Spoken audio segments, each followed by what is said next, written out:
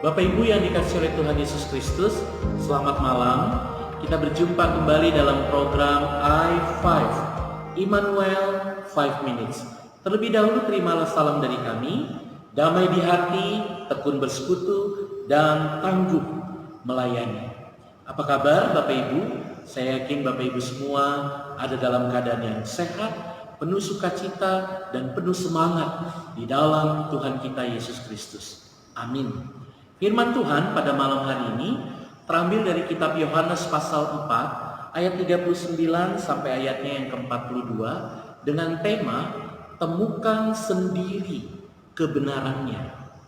Bapak Ibu yang dikasihi oleh Tuhan Yesus, dalam dunia advertising dikenal istilah word of mouth advertising, artinya iklan dari mulut ke mulut.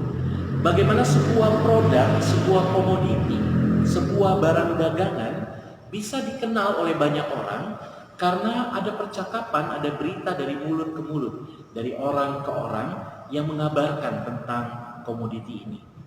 Ada slogan yang terkenal dalam hal word of mouth advertising ini, yaitu jika Anda puas, beritahu teman, dan jika Anda tidak puas, beritahu kami. Maksudnya adalah, katakanlah kalau Anda bersama dengan pasangan Anda pergi makan di sebuah rumah makan atau di sebuah restoran, lalu Anda menikmati makanan itu, maka Anda diminta untuk menghubungi kolega, memperkenalkannya kepada keluarga, dan menyampaikan kepada teman-teman Anda bahwa rumah makan itu punya bahan makanan, punya makanan dan menu yang baik yang bisa dinikmati oleh kenalan-kenalan Anda. Tapi kalau Anda kecewa dengan rasanya, dengan harganya, ataupun dengan tempatnya, Anda bisa memberitahu kepada pihak restoran supaya pihak restoran bisa memperbaiki kualitas dari apa yang bisa mereka sajikan kepada customer lainnya.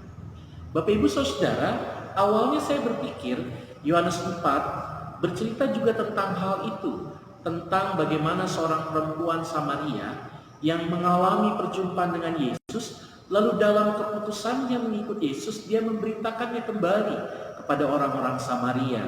Sehingga apa yang menjadi kepuasan dalam dirinya, kemudian diberitakannya kembali kepada orang-orang Samaria. Sehingga terjadilah proses pemberitaan Injil dari mulut ke mulut. Tetapi ketika kemudian saya mendalami ayat 39 sampai ayat 42 ini, saya menemukan bahwa ini bukan sekedar iklan dari mulut ke mulut, bukan sekedar word of mouth advertising, tapi di dalamnya ada kuasa Tuhan Yesus Kristus yang berkarya dalam sebuah proses pemberitaan dan pembelajaran akan Injil, akan kabar baik yang diterima oleh seseorang. Umumnya dalam sebuah proses pemberitaan Injil kita menemukan ada 3 tahap dalam pemberitaan Injil ataupun dalam penyampaian kabar sukacita.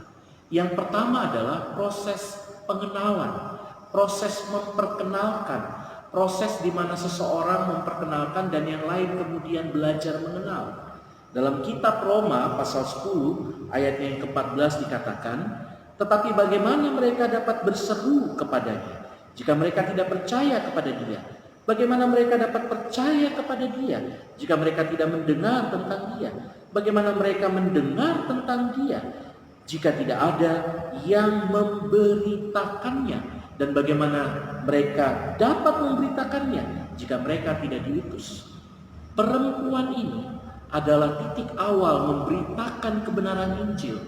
Dengan kemudian dia tanpa disuruh Yesus, dia meminta atau menganggap dirinya sendiri sebagai utusan untuk menyampaikan kabar baik, sehingga orang-orang Samaria mengalami pengenalan dan mendengar. Pendengaran awal berawal dari seorang pribadi. Ketika seseorang mengenal Kristus, maukah orang itu memperkenalkannya kembali kepada pihak lain? Ini yang dilakukan oleh perempuan Samaria. Ini langkah yang pertama. Langkah yang kedua adalah orang Samaria ketika mendengarkan apa yang disampaikan perempuan Samaria ini, mereka tidak puas. Mereka tidak berpuas diri, mereka tidak hanya asal mendengar, mereka tidak hanya asal terima, tapi mereka menuju atau meminta kepada sumbernya untuk belajar mengenai berita Injil itu sendiri. Dan karena itu orang-orang Samaria dikatakan di ayat 40 sampai kepada Yesus meminta kepadanya untuk tinggal selama 2 hari lamanya.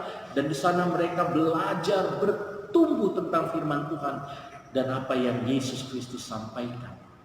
Bukan karena mereka tidak percaya pada perempuan itu, tapi mereka ingin menggali, ingin bertumbuh, ingin membuat dirinya menjadi lebih baik lagi dalam pengenalan yang sesungguhnya kepada Yesus Kristus. Dan ini adalah langkah yang kedua. Kita mendengar, lalu kita belajar untuk memperdalam tentang diri Yesus. Apa yang ketiga? Yang ketiga adalah munculnya sebuah pengakuan karena proses bertumbuh itu. Pengakuan bahwa Yesus Kristus adalah benar-benar juru selamat dunia yang dikatakan di ayat 42. Sehingga orang-orang Samaria dengan tegas mengatakan, kami percaya bukan lagi karena mendengar perkataanmu, hai perempuan Samaria, tapi karena kami mengalami langsung, kami mengalami perjumpaan dengan Yesus. Dan di dalamnya muncul sebuah pengakuan, Yesus Kristus adalah benar-benar juru selamat. Bapak Ibu Saudara, pada tahap apa sekarang kita berada? Tahap yang pertama, ketika orang mengenalkan Yesus Kristus kepada kita melalui orang tua, guru-guru sekolah minggu, ataupun pendeta berkhotbah. Atau tahap yang kedua saat ini, ketika Bapak Ibu sedang mendalami firman Tuhan untuk mengenal lebih dalam tentang Yesus dan mengalami perjumpaan dengan Yesus. Atau Bapak Ibu saat ini sudah sampai pada tahap yang ketiga, yaitu mengakui bahwa Yesus adalah sungguh-sungguh, adalah benar-benar juru selamat. Yang saya yakini masih ada tahap berikutnya. Kapan Bapak Ibu menjadi perempuan Samaria untuk kemudian memberitakan kebenaran tentang Sang Juru Selamat? Ingat, berita Injil bisa dari mulut ke mulut, namun berita Injil juga hadir dalam satu wujud tingkah laku yang mencerminkan keteladanan Kristus. Tuhan memberkati Bapak Ibu. Selamat malam, selamat istirahat.